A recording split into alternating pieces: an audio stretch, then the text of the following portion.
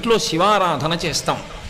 శివారాధన చేయడం అలవాటుగా చాలా తరాల నుంచి మీ ఇంట్లో ఉన్న కారణం చేత యథార్థమునకు శరీర పతనమైపోవలసిన నీ భార్య శరీరము పడలేదు, అంతవరకు తీసుకెళ్ళి వదిలిపెట్టించేశాడు ఈశ్వరుడు.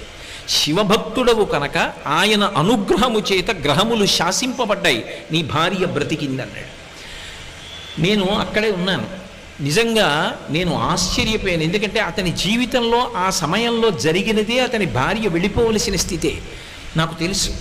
కానీ ఆమె బ్రతికింది. ఆమె బ్రతకడం వెనకాతల ఏ మర్మం ఉన్నదో వచ్చిన జ్యోతిష్కుడు చెప్పాడు. అంటే శివశాసనము అంత గొప్పది.